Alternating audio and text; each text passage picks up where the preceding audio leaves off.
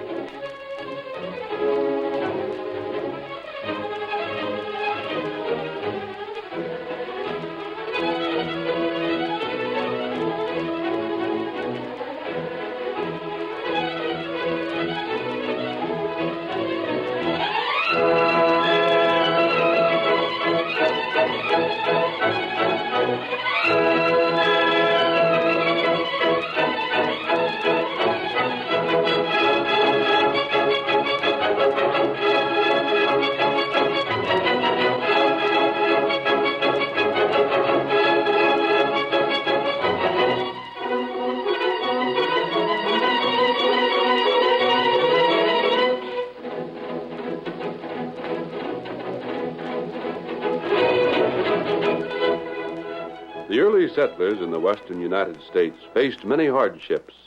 They fought hunger and thirst, blazing heat and bitter cold, hostile Indians and the outlaws who roamed the hills and the range country. Their pioneer spirits would not admit defeat, but the West might never have been won if the masked rider of the plains hadn't led the fight for law and order. No one could match his courage and daring, and Hi-Yo Silver came to be the battle cry of justice on the frontier. Return with us now to those thrilling days when adventure lay at the end of every trail. The Lone Ranger rides again. Come on, Silver! Someone's waiting in the trail ahead. Hi-Yo Silver! Away!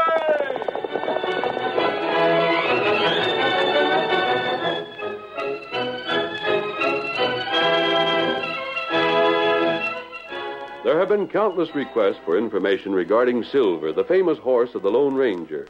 People have written asking what kind of horse it was, where it came from, whence came its tremendous strength, tireless energy, and lightning speed. Of course, the greatest mystery surrounds the origin of both the Lone Ranger and Silver. But there is a legendary story concerning the beautiful milk-white stallion. And tonight, in one of the most unusual of the Lone Ranger dramas, we are going to tell you the legend as it has been handed down through generations. The Lone Ranger did not always ride Silver. Before the fame of the mystery rider spread throughout the length and breadth of 7 states, there was another horse, one called Dusty. As our story opens, it is this chestnut mare that is being ridden to a hitch rack outside the 6-Gun Cafe. Oh, Dusty. Oh, there. Oh. You're waiting for me. You any news, Tonto? 2 feller inside cafe. What about them? Them plenty bad feller. Them make plan. You think they'd recognize me? You not need mask. You got face, disguise. That plenty good. You maybe hear feller talk. Tonto stay with Dusty. Dusty's pretty tired, Tonto. She's traveled a long way so that I could join you here. Maybe travel much more. You go inside cafe, huh?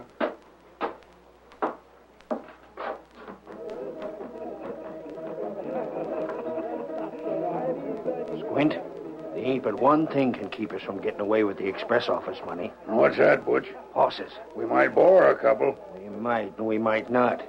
I got a better scheme than that. Yeah? We rope some wild ones. I heard of a valley. Where'd you hear of it?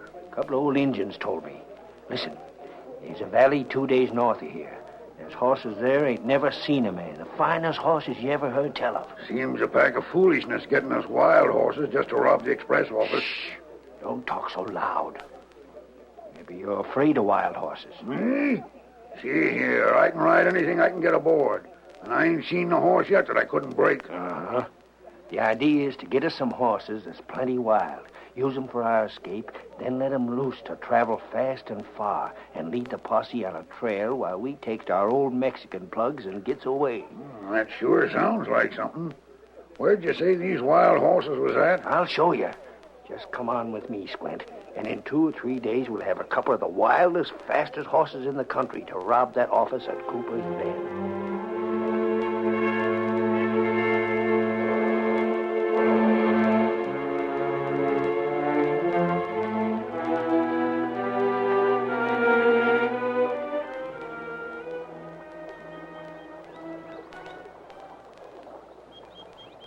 Nestled in a valley in the heart of green hills was a sanctuary where man had never been. Here the grass grew green and lush, and shady trees spread green boughs to cast soft shade. Here from the living rock came waterfalls, both sweet and pure. King Sylvan and his gentle mate Musa ruled this land. Their court was made up of untamed horses that had never known the restraining bit and binding saddle. Happy, carefree horses that had never seen man nor known his inventions. Sylvan had won the right to rule his followers by might and courage. His was the fleetest foot, the quickest eye, and the greatest of strength. Then there came a day when the mare Musa bore King Sylvan a son. Then Sylvan's happiness was complete. His fleet hoofs pounded the turf, racing, turning, flashing in his joy.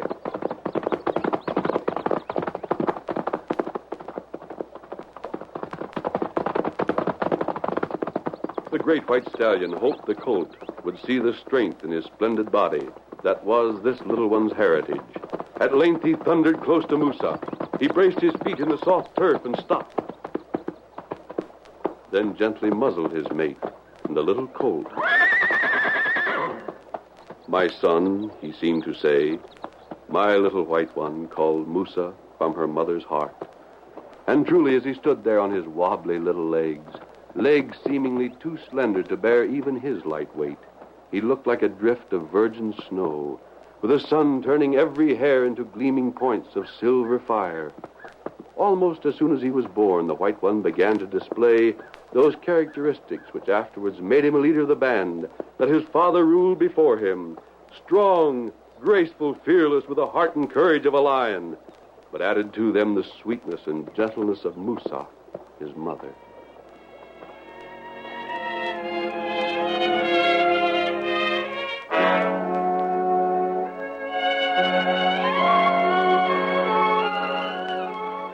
For many months, the white one was not far from his mother's side, and his little shadow merged with hers as they moved through the valley, guided by the Sylvan who knew where the water was the sweetest, the grass most tender. Then came the days when his colthood was left behind him, days when he could outdistance Musa and run side by side with his illustrious father.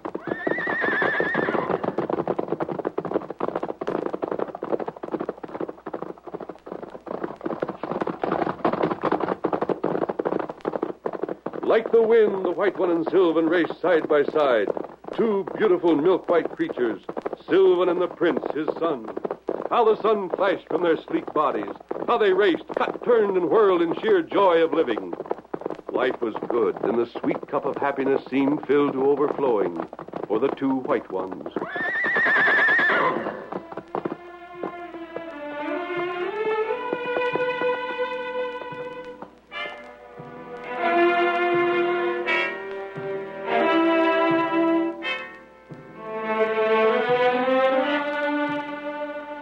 Then there came tragedy to the life of the little one. The light of the world was covered for Musa. She went to the everlasting valley of happiness, but not before her little son was full grown and ready to fight for his place in the kingdom of Sylvan, his father. Day after day, the brave horse fought his rivals in the field of battle. It was the prince's duty to fight for and to hold his princely position. It was his duty to meet all comers and accept all challenges.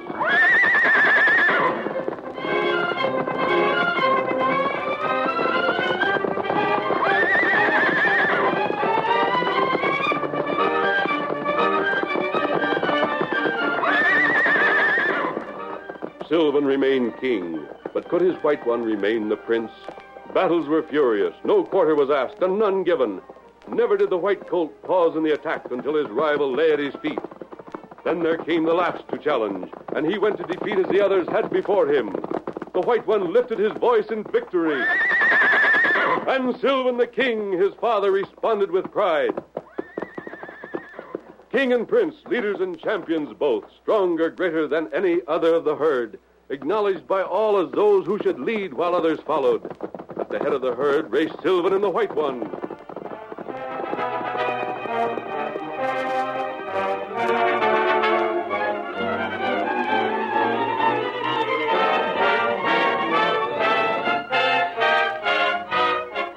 Then man came into the valley, bringing pain and misery and tragedy. Squint and Butch arrived to take the finest of the happy horses from this earthly paradise, to help them in their craven schemes. At a narrow gap opening into the valley, they paused to watch the great wild horses and fingered their ropes and guns. Them's the horses. Butch, you was sure right about this place. Yeah, doggone. But they're mighty wild uns. Mighty wild. Ain't never yet been a horse so wild I couldn't tame the critter. Look, them two white ones leading the pack is the ones we want to get. They ain't seen us yet. Maybe we could drop a loop over their necks when they come close. We'll try. Get ready now. They're coming close. You take the right-hand one. Get ready. Let go of the rope. Got him. I missed. Look out, Squint. They're coming for us. He fell down. The one I roped fell down. They'll kill us. Run for your life. Shoot. Shoot at him. Hurry, get away.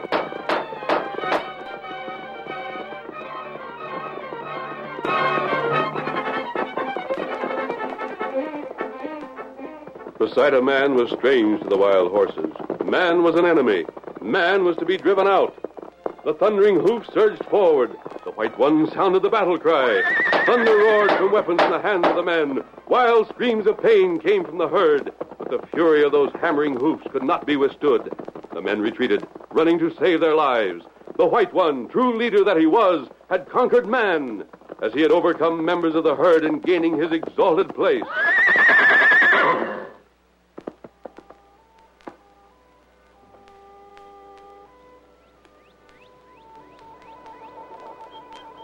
But there was little joy in this victory, for Sylvan, the mighty monarch of the valley, had sent his soul to join that of Musa. Sylvan's strong neck had been cruelly hurt by the rope of the white man. Sylvan was no longer king. In his stead, the white one should rule. But to what end? As he stood there, the white horse found little left for him in the valley. His was the heart of a conqueror. He would leave the valley to cross that purple ridge in the distance to see what was beyond. While he stood with proud head lifted high, there came again the form he had so recently learned to hate, man. The white one would not attack. He would evade. He would cross the hills that surrounded the valley. He remembered the cruel ropes that had broken the neck of his father. He remembered the strange weapons that spoke like thunder and made horses fall to the ground. He turned and fled. Heading for the distant hills, heading for new worlds, as the Lone Ranger and Tonto rode into the valley. Oh, there, Dusty. Pooh.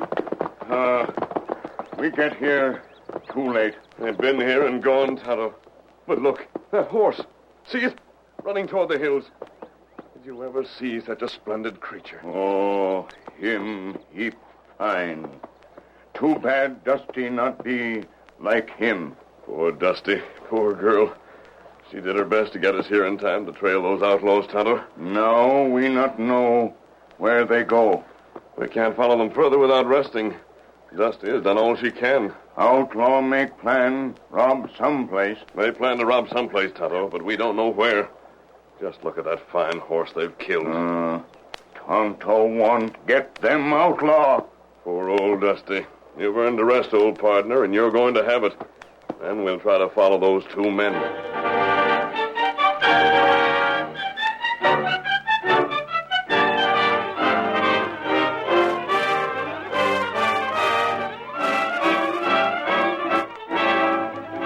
The curtain falls on the first act of our Lone Ranger drama. Before the next exciting scenes, please permit us to pause for just a few moments.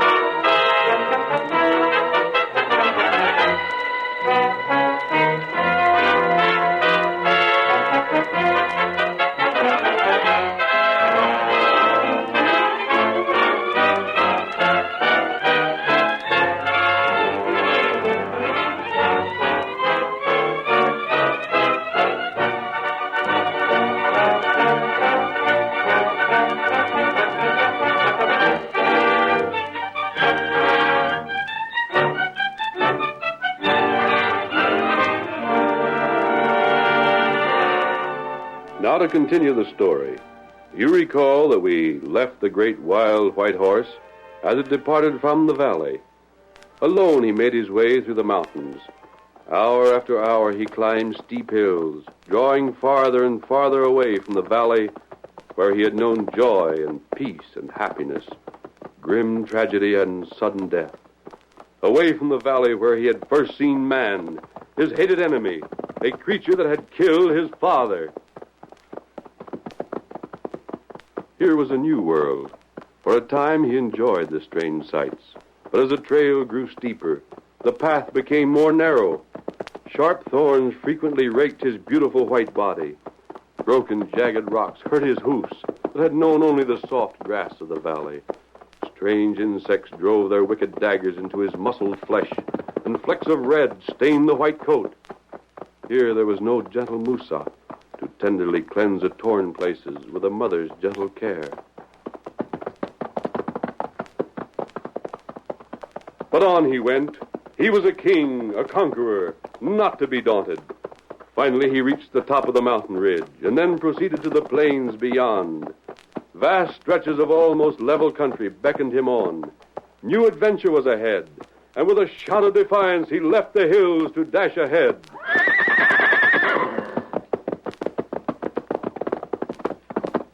As he raced onward, the white horse remembered stories that his mother had told him.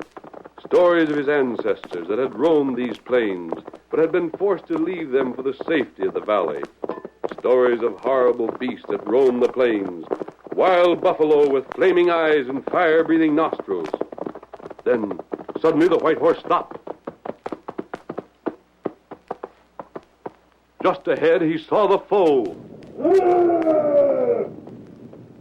A huge, shaggy buffalo, an ugly beast of dull mud color with a tangled mane and a huge hump on its back. Its bloodshot eyes glared at the white horse in hatred, and its sharp hoof feet stamped on the ground in rage. From the horrible beast there came a roar. And then the creature charged with what seemed to be a long pent-up fury.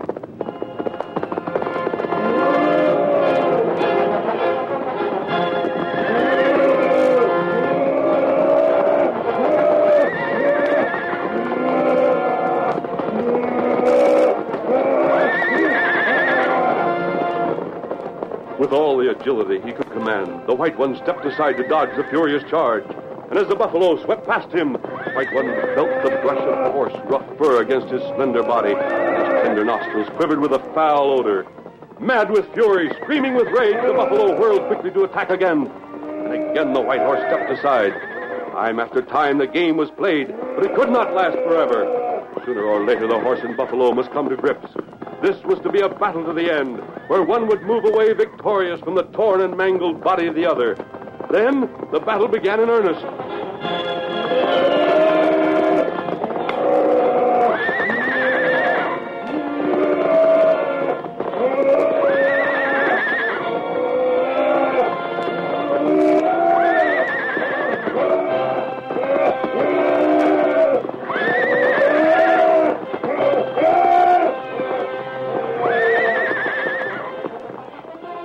The air was filled with bellows and whinnies of rage and defiance.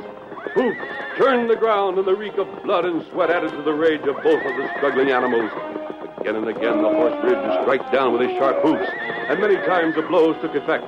The sharp hoofs of the buffalo had even greater power, and the huge, hairy head became a living battering ram as it drove hard into the white horse time after time. The White One didn't have the protecting mass of hair of his enemy. Trembling, weak, and close to exhaustion, the White One grew unsteady, but his gallant heart would not accept defeat. He fought on, desperately, despairingly, and hopelessly. Then, at length, with a mighty sobbing whinny, he sank to the ground.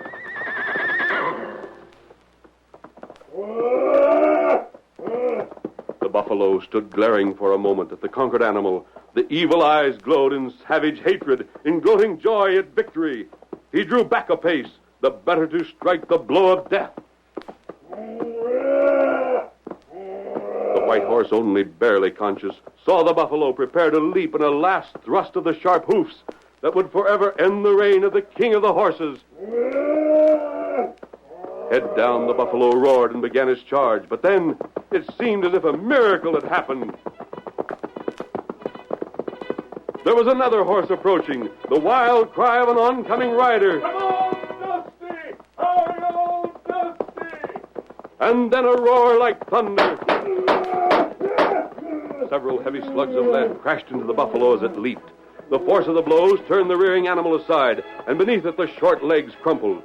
The buffalo fell close beside the white horse, conquered by the Lone Ranger.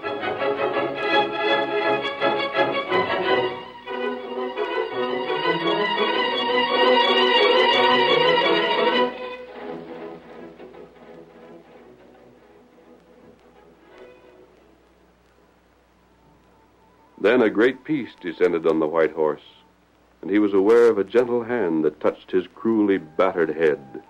Poor fellow. Great-hearted horse. Tonto, he's alive. Huh? Tonto, get him water.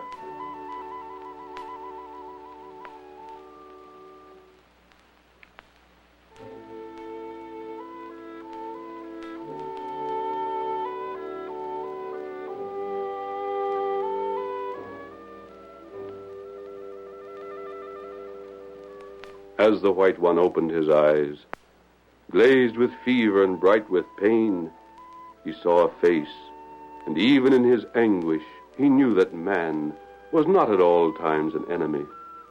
Here was a friend. Gentle hands caressed him. Cool water, nature's own remedy, soothed his wounds. His strength, so nearly gone, returned to him, little by little. The proud head came up. Man was here. Man had killed Sylvan, his father. Man was another hated enemy, a thing to be feared. The white body rose. For a moment, the great white horse trembled on his weakened legs, then fled from man who killed.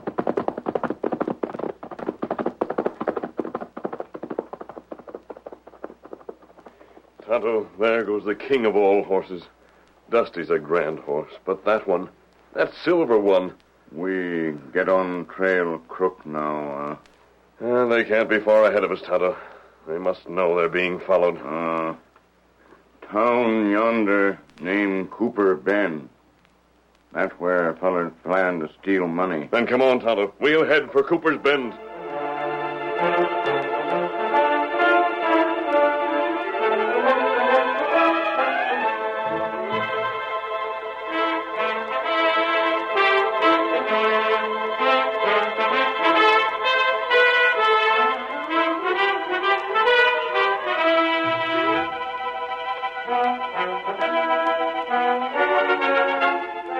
The Lone Ranger and his faithful Indian friend Tonto continued on the trail. As they came into Cooper's Bend, two horsemen rode toward them at full speed. Squint and Butch had robbed the express office and were making their escape. The outlaws saw the two men that had trailed them and knew there was no time to lose. Squint drew his gun and opened fire. Leap, Tonto, to the ground. Them fellers shoot Dusty. They have the money bags with them. We're too late. We not get 'em now. We not got horse. After this long trail, Tonto, they'll escape us. They've succeeded. We've no way to overtake them. Look. You, look. The silver horse! Him come to you. Here, boy! Here, fellow!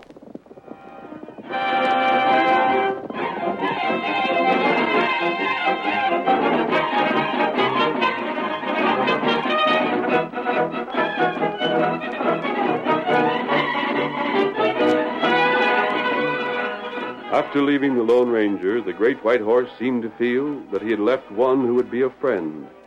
He sought to overtake the man, and never could a horse have been more welcome. On he thundered to where the masked man stood. There he paused, willing to be a servant to this man. The Lone Ranger swung to the white back without saddle or bridle, and turned as one with the white horse in pursuit of the bandits. For the first time, a cry rang out through the still air that was later to echo across the whole country. Hi-yo, Silver! Away!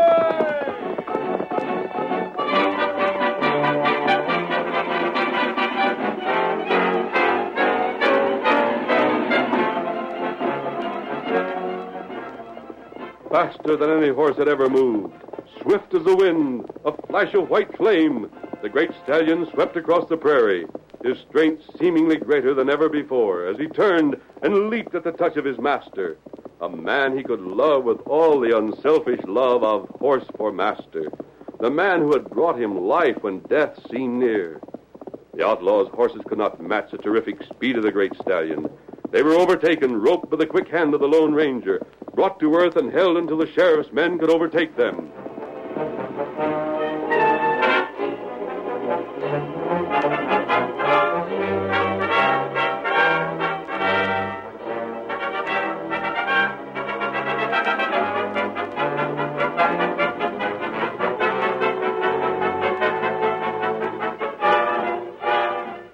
Then, once again, the voice of the rider called to the white one. Whoa, Silver. Whoa, boy. Whoa there, fellow. You understand me, great horse that you are. Your heart of gold and your coat of silver. Good old fellow. Silver, come what may, we'll travel together always. Tonto's over there, Silver. That's your name, fellow. Silver. Let's join Tonto, my friend. Our friend. Hail, Silver! Away!